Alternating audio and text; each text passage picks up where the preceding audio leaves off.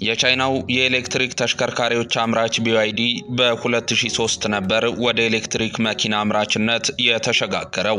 እስከዚያው ጊዜ ድረስ ባትሪ በማምረት የሚታወቀው ድርጅቱ BYD አውቶ የተባለ የኤሌክትሪክ ተሽከርካሪ ማምረቻ ጎን ለጎን መሰረተ። ድርጅቱ ወደዚህ ዘርፍ ሲገባ ደፋር ነው በሚልም ተተቸ።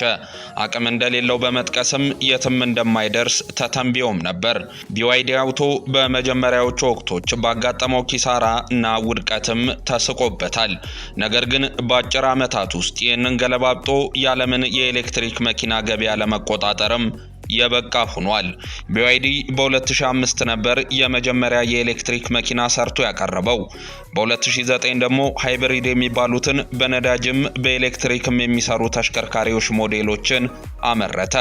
ዛሬ ላይ በአመት 2.26 ሚሊዮን በኤሌክትሪክ ባትሪ የሚሰሩ መኪኖችን ጨምሮ በድምሩ 4.6 ሚሊዮን መኪኖችን ለዓለም ገበያ የሚያቀርበው የቻይናው BYD ግን እጅግ ከፍተኛ እድገት ያመጣ የመኪና ኩባንያ ሆኗል። በ2011 ድርጅቱ በሰፊው የዓለም ኤሌክትሪክ መኪና ገበያን ሲቀላቀል $8.7 ቢሊዮን ብቻ የነበረው ሽያጩ አሁን $136 ቢሊዮን አልፏል። በ25 መገባደጃ ላይም ለዓለም ገበያ ያቀረባቸው መኪኖች አጠቃላይ ድምር 15 ሚሊዮን ተሻግሮለታል። ይህ በቀላሉ ማይደረስበት ከፍተኛ የሽያጭ ቁጥር ሲሆን BYD ግን በ15 ዓመታት ልዩነት ነው ይህንን ስኬት የተሻገረው። BYD በምን ታምር ነው የዓለምን የመኪና ኢንዱስትሪ የገለባበጠው የሚለው አስደናቂ ታሪክ ያለውም ጉዳይ ነው። ዛሬ ላይ ቴስላን፣ ቶዮታን፣ ቮልስን፣ ሜርሴዲስን፣ ፎርድን፣ BMW እና ሌሎች ግዙፍ አምራች መኪኖችን ከዓለም የመኪና ገበያ እያስወጣ ያለው BYD በምን ታምር ነው ለዚህ ከፍታ እንደበቃ ብዙ የሚነገር ጉዳይ አለው። ከአዲስ አበባ ጎዳናዎች እስከ አውሮፓ ከተሞች፣ ከብራዚል እስከ ታይላንድ፣ ከሜክሲኮ እስከ አፍሪካ በመላው ዓለም BYD በአጫጭር ዓመታት ተፈላጊ ተሽከርካሪ ለመሆን የበቃበትን እንቆቅልሽ እንደሚከተለው እናወጋችኋለን። አብራችሁን ቆዩ።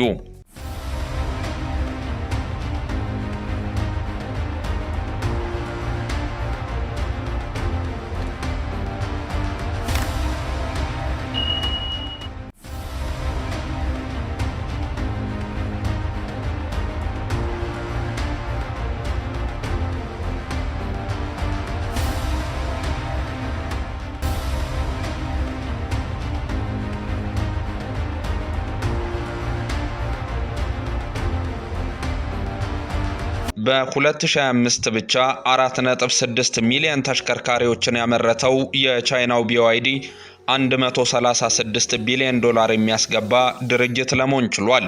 በድምሩ በአመት $2.9 ትሪሊዮን ሽያጭ አለው በሚባለው የዓለም መኪና ገበያ ላይ ከአሜሪካው ቴስላ እና ከጃፓኑ ቶዮታ ቀጥሎም ከፍተኛ ሽያጭ በማስመዝገብ በሶስተኝነት የተቀመጠው BYD መኪና አምራች ነው። ቴስላ በ24 ዓመት 1.7 ሚሊዮን ተሽከርካሪ ነው ያመረተው። ቴስላ በ25 ግን ወደ 1.6 ሚሊዮን መኪና ምርቱን ዝቅ አድርጎታል። በድምሩ 2.9 ትሪሊዮን ሽያጭ ካለው የዓለም መኪና ኢንዱስትሪ ገበያ ውስጥ ግን 1.4 ትሪሊዮኑን ያጋብሳል። ቴስላ በዓለማችን ውድ ዋጋ ካላቸው ድርጅቶች ውስጥ 10ኛ ደረጃ የተሰጠው ምርቶቹም በውድ የሚሸጡለት ቀዳሚ የመኪና ኢንዱስትሪም ተብሏል። በሁለተኝነት የተቀመጠው ቶዮታ ደግሞ በአመት 4.9 ሚሊዮን መኪና የሚያመርት ሲሆን ከእርሱ ጋር በአጋርነት የሚሰሩ ድርጅቶችን ጨምሮ በ25 ብቻ ወደ 11 ሚሊዮን መኪና ነው የሸጠው። በ23 ላይ ከተመሰረተ 88ኛ ዓመቱን ያከበረው ቶዮታ እስከዛን ዓመት ድረስ በአጠቃላይ 300 ሚሊዮን ተሽከርካሪዎችን አምርቶ መሸጡንም አስታውቆ ነበር።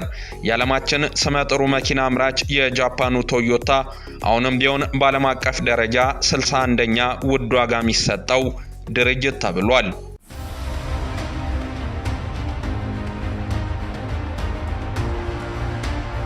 መቶ ዓመትን የተሻገረው የመኪና ኢንዱስትሪ ዘርፍ በጥቂት ሀገራት ፍጹም የበላይነት የተያዘ ኢኮኖሚ ነው።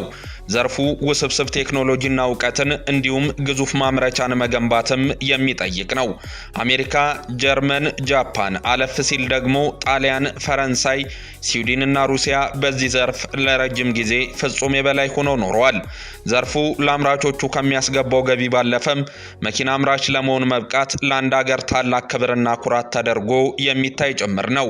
ፎርድ፣ ቶዮታ፣ ሜርሴዲስ፣ ቮልስዋገን፣ ሬኖልት፣ ፊያት፣ ሆንዳ፣ ፌራሪን የመሳሰሉ ለረጅም ዘመናት በዓለም ገበያ የሚታወቁ ድርጅቶችን ያፈሩ ሀገራት በእነዚህ ኢንዱስትሪዎች ባለቤትነታቸው ከገቢ በላይ ትልቅ ክብርና ዝናም አትርፎባቸዋል።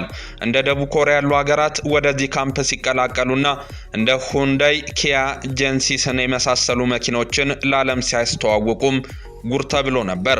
ህንዶች ከታታ ሞተርስ ተነስተው ማሩቲና ማሂንድራን የመሳሰሉ መኪኖችን በዓለም ተፈላጊ ለማድረግ ብዙ ሲታገሉ የኖሩት ያለ ምክንያትም አይደለም።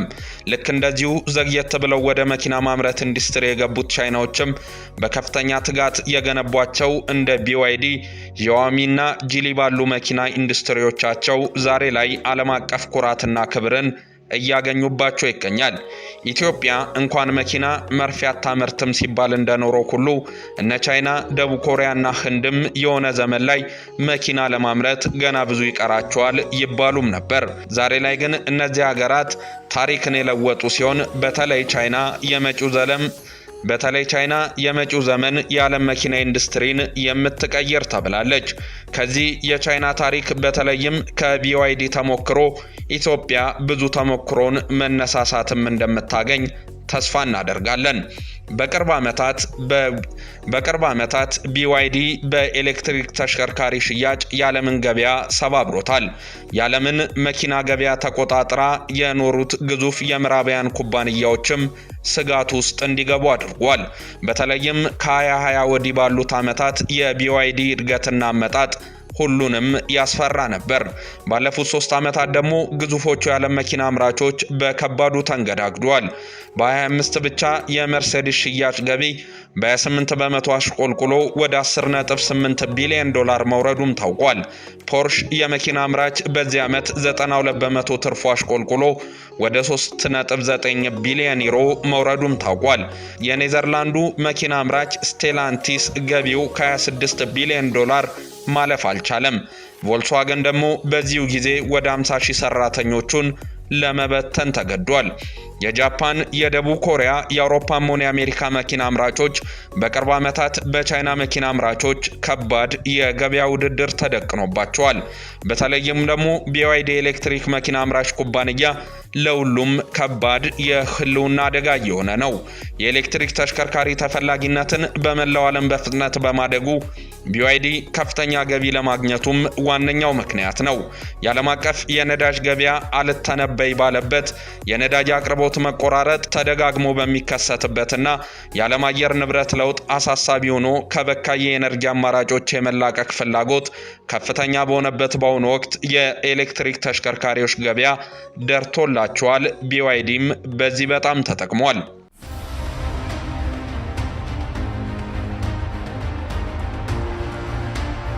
በአጭር ዓመታት ውስጥ የኤሌክትሪክ ተሽከርካሪዎችን ተፈላጊነት በመላው ዓለም እየጨመረ ነው። ለምሳሌ በታይላንድ በ18 ወራት ልዩነት የኤሌክትሪክ መኪና ገበያ ድርሻ ወደ 40 ከመቶ ማደጉ ይነገራል። በዚህ የተነሳ በዛ የነበረው የሚትሱቢሺ መኪና ማምረቻን ለመዝጋት ሲዳረግ ማዝዳ የተባለው ደግሞ 60 በመቶ የማምረት መጠኑን ቀንሶታል። በዚህ የተጠቀመው ደግሞ በታይላንድ ኤሌክትሪክ መኪና ገበያ በቶሎ ስሩን የተከለው የቻይናው BYD ነው። በዓለማችን በ24 ወደ 17 ሚሊዮን ኤሌክትሪክ መኪና የተሸጠ ሲሆን ይህም በዓለም ከተሸጠው መኪና 20 በመቶ ይደርስ ነበር። በ25 ደግሞ በፍጥነት አድጎ ወደ 25 በመቶ በዓለም የተሸጠው ኤሌክትሪክ መኪናም ሆኖ ነበር። አሁን ላይ በአመት ከ20 ሚሊዮን በላይ የኤሌክትሪክ መኪናዎች በዓለም እየተሸጡ ነው። ይህ ደግሞ ለዓለም ገበያ በየቀኑ ይቀርብ ከነበረው ነዳጅ 1 ሚሊዮን በርሜል እንዲቀንስ አስችሏል። የኤሌክትሪክ መኪኖች እንደሚፈራው በፍጥነት ዓለምን ተቆጣጥረው በነዳጅ የበለጸጉ የአረብ ሀገራትን ወደ ድህነት አይከቱም። ሙሉ ለሙሉ የነዳጅ ተሽከርካሪዎችን የሚተኩበት ጊዜ ሩቅ ቢሆንም ነገር ግን የነዳጅ መኪኖች ተፈላጊነት ቀስ በቀስ እያሽቆለቆለ መሄዱ የማይቀር ጉዳይ ይመስላል። BYD የጃፓን መኪኖች ከ50 ዓመት በላይ ሙሉ ለሙሉ ተቆጣጥሮት የቆዩትን የኤሲያ የመኪና ገበያም እየሰባበረው ነው። ከታይላንድ ባለፈ በሲንጋፖር ከሚሸጡ 5 መኪኖች አንዱ BYD ነው። በማሌዥያ የኤሌክትሪክ መኪና ገበያውን ከሚመሩ 10 ድርጅቶች ቀዳሚው BYD ነው። በእስያ በተለያዩ ሀገራት BYD በትኩሱ የሚፈለግ መኪናም እየሆነ ነው። ይህ የገበያ ወረራ ደግሞ በአፍሪካም በተጨባጭ የሚታይ ሲሆን ኢትዮጵያ ውስጥ BYD እንዳሸን ሲበተን እያየንም ነው። ከሰሞኑ በአዲስ አበባ አነስተኛ የBYD ሞዴል መኪና 4 ሚሊዮን ብር ተሸጠ ሚል ዜናም በማህበራዊ ገጾች ሲዘዋወር በብዙ ተመልክተናል።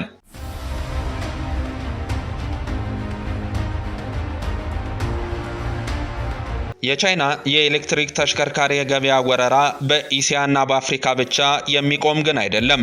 ሌላው ቀርቶ ውድ መኪና ብራንዶችና የኤሌክትሪክ መኪኖችን የሚያመርቱ ሀገራት በበዙበት የአውሮፓ ገበያም ቻይናዎቹ ሰብረው ገብተዋል።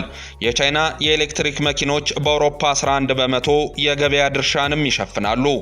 ይህ የገበያ መጠን ደግሞ በየሩብ ዓመቱ ከፍተኛ እድገት ይታይበታል። በአውሮፓ ተፈላጊ ከሆኑ የቻይና ኤሌክትሪክ መኪኖች ቀዳሚው ደግሞ BYD ነው። በአውሮፓ የቤት ተሽከርካሪዎችን ብቻ ሳይሆን አውቶቡሶችን ጨምሮ በሰፊውም ይሸጣል። ሬኖልት ለምሳሌ በ2025 11 ቢሊዮን ዩሮ ኪሳራን አስመዝግቧል። ድርጅቱ ከዚህ ኪሳራ ውስጥ 9.3 ቢሊዮን ዩሮ ያጋጠመው ኒሳን በሚባለው የመኪና አይነቱ ነው። ኒሳን የመኪና ብራንድ በአጠቃላይ ከባድ በሕይወት የመቆየት አደጋ ካጋጠማቸው መኪኖች አንዱ እየሆነም ነው ተብሏል።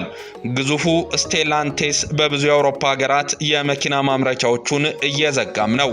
አውዲ የሚባለው ተፈላጊ የመኪና ብራንድ በቻይና ገበያ አጥቶ የወጣ ሲሆን አሁን ደግሞ በአውሮፓ ጭምር እየተፈተነ ነው። ይህ ሁሉ የሆነው ደግሞ እንደ BYD ባሉ የቻይና መኪኖች የተነሳ ነው። ይህ የዛሬ 20 ዓመት የማይታሰብ ነገር ቢሆንም BYD በገባባቸው ሀገራት ከፍተኛ የገበያ ወረራ በማካሄድ አንጋፋ የመኪና አምራቾችን እየፈተነ ይገኛል። በብራዚል ወደ 72 በመቶ የኤሌክትሪክ መኪኖችን ገበያውን የተቆጣጠረውም BYD ነው። ብራዚል ውስጥ የአሜሪካው ፎርድ ግዙፍ ማምረቻን ገንብቶ ለዘመናት ቆይቶ ቢሆንም አሁን ግን ተገዶ ወጥቷል።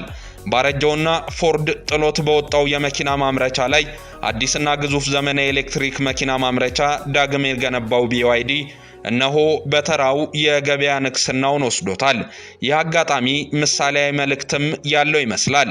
የዓለም ልዕለ ኃያሉ አሜሪካ ቀስ በቀስ በቻይና እየተተካች እንደመጣች የብራዚሉ ገጠመኝ የሚጠቁም ነው። አሜሪካ በኢኮኖሚም ሆነ በወታደራዊ አቅም በሂደት እየተበለጠች እንደመጣችም ይህ ጥሩ ማሳያ ነው። በሜክሲኮም ቢሆን የተፈጠረው ከዚህ የተለየ አይደለም። ግዙፎቹ የአሜሪካ የመኪና አምራች ኩባንያዎች አፍንጫቸው ስርና በቤታቸው በሚባል ቦታም የገበያ ውድድርን መቋቋም እየተሳናቸው ይገኛል። አሜሪካ BYD ፈጽሞ በአገሬ አይገባም ብላ ከልክላለች። የብሔራዊ ጥቅምና የብሔራዊ ደህንነት ስጋት አለብኝ ብላም አግደዋለች። ይሁን እንጂ ፎርድና ጄኔራል ሞተርስ ብቻ ሳይሆን ቴስላም ጭምር BYDን መቋቋም እየከበዳቸው ነው። ሜክሲኮ ጭምር የBYD ታንግ የተባለው ሞዴል መኪና ተፈላጊ ብራንድ ሲሆንም ታይቷል። BYD በዚያ አልቆመም። በእስራኤልና በኖርዌይ ጭምር ተፈላጊ ምርት ሆኗል። ከያና 30 ዓመታት በፊት የመላው ዓለም ሕዝብ ቻይና የተመረተ መኪና ታሽከረክራል ወይ ቢባል ሊመልስ የሚችለውን በቀላሉ መገመት እንችላለን። የቻይና ዕቃ ጥራት የጎደለው የማይዘልቅና የማይረባ ተደርጎ መታየቱ የተለመደ ነው። BYD ግን ይህንን ፍጹም እየለወጠው ነው። ከጥቂት ዓመታት በፊት የአሜሪካ ቴስላ ኩባንያ ባለቤት ኤለን መስክ በአንድ ቴሌቪዥን ላይ ቀርቦ ስለ BYD የኤሌክትሪክ መኪኖችም ተጠየቀ። ለንግግሩም ሆነ ለሚያደርገው ነገር ደንታቢስ በመሆን የሚታወቀው ኤለን መስክ ከት ብሎ እየሳቀ ለጋዜጠኛዋ መናገርን ቀጠለ። መኪኖቻቸውን ተመልክተሻቸዋል? አይረቡም እኮ በማለት የቻይናውን BYD መሳለቂያ ሲያደርገውም ታየ። ይሁን እንጂ ድምጹን አጥፍቶ የተጋው BYD ራሱ ቴስላንም ተመልሶ ሲበቀለው ዓለም ተመለከተ። ዛሬ ላይ BYD ከቴስላ በላይ ብዙ ኤሌክትሪክ መኪኖችን በማምረትና በመሸጥም ቀዳሚ ነው። በገበያ ባይደራረሱም በቴክኖሎጂ ጥራትም ሆነ በምርት ብዛት BYD ቴስላን እንደሚበልጥ ለዓለም አሳይቷል።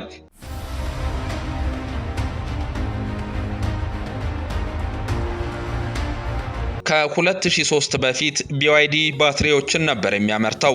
በ1995 በቻይና ኢንዱስትሪ ከተማ ሸንዘን የተመሰረተው BYD በኤሌክትሪክ የሚሞላ ባትሪ በማምረት ላይ ያተኮረ ድርጅትም ነው። ለ7 ዓመታት ብዙ ታክሎ የኖኪያና የሞቶሮላ ሞባይል ስልክ አምራቾችና ዋና ባትሪ አቅራቢም ድርጅት ለመሆን በቃ። የጎጆ ኢንዱስትሪ ሊባል ከሚችል ደረጃ የተነሳው BYD በ2003 የዓለማችን ትልቁ የባትሪ አምራች ለመሆንም በቃ። የዛን ዓመት የኤሌክትሪክ መኪና ላምርት ብሎም አዲስ ድርጅት መሰረተ። በዚህን ጊዜ ተስፋ የሰጠው ብዙም አልነበረም። የኤሌክትሪክ መኪኖችን መስራት በጀመረበት ወቅትም ቢሆን በኤሌክትሪክ መኪና የተሳካለት ነው የሚባለው የቴስላ ኩባንያ ባለቤት ኤለን መስክ በዓለም አደባባይ ሲሳለቅበት ታየ። ይህንን ሁሉ ግን በቶሎ አለፈ። በጥቂት ዓመታት ልዩነት ራሱ ቴስላን ጭምር የBYD ባትሪ ጥገኛ ለመሆን ተገደደ። BYD እንዲህ ነው የዓለም ግዙፍ የመኪና ኢንዱስትሪዎችን አንድ ባንድ የገነዳደሳቸው። ለዛሬ እዚህ ላይ እንክታው እንጂ ጉዳያችን አላበቃም። BYD ለዚህ ስኬት የበቃባቸውን ሚስጥሮች ነገም እንመለስበታለን።